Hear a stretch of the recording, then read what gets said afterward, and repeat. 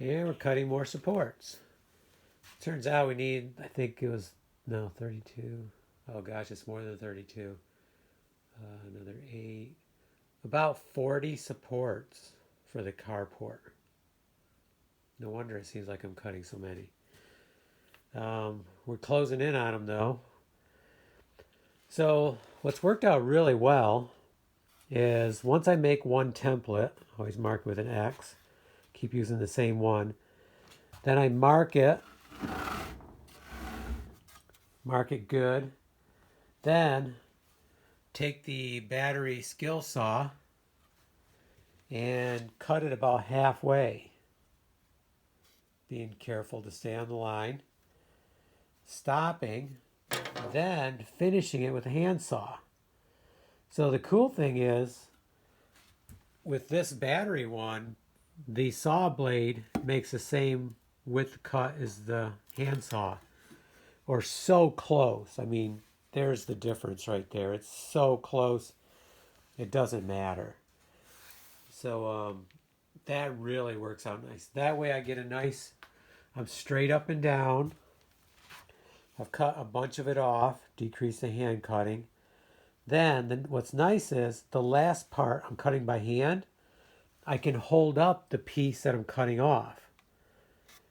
Because what happens if you try to hold this is heavy stuff because it's got a lot of water in it yet, and it's a 2x6. You try to hold that, hold the skill saw, keep everything stable, there's not enough hands. And you could have somebody else hold it, but if they twist it you have to hold it perfect or you're going to pinch the saw blade. And it's probably not even possible to hold it that perfect.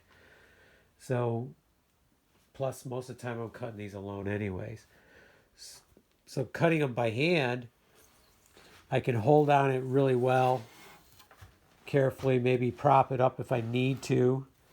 And I can put some weight, some counterweight to help stabilize and then cut the last part, because I don't like breakage. I don't like to get this far down and then you break it off there.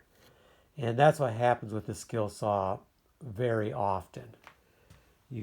That's just part of the game with the skill saw. It's constantly happening. I like the skill saw, but that is one of the issues, is because you can't hold everything. Depending on the board length and everything else, it's very difficult. And that's why radial arm saw is perfect. If you can bring it in the shop, cut it there, everything's stable, everything's held, works out great. But in this case, I don't really want to put marks in my radial arm saw for different angles and everything else. I used to do that, but then when I put a new top on, I didn't want to do it anymore. I didn't even put my 45 cut back in when I put a new brace across here, because I just didn't really need it. Although it is handy, you can put this thing at multiple angles. I just don't use it for that,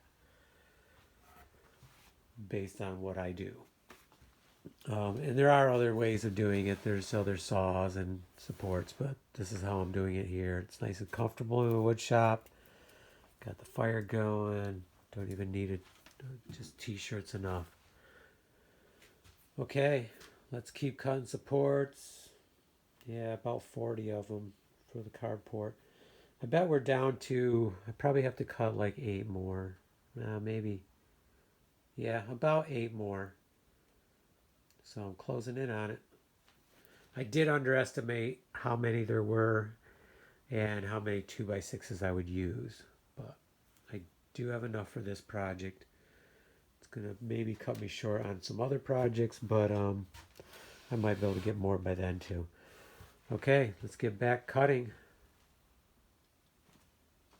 Oh, then we put this nice edge on too.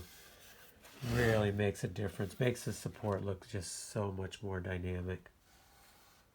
And then we'll pre-drill too for the nails. In this case, we're nailing everything. Yes, we could use screws, but once these go in, they plan on staying in, or I'm planning on them staying in.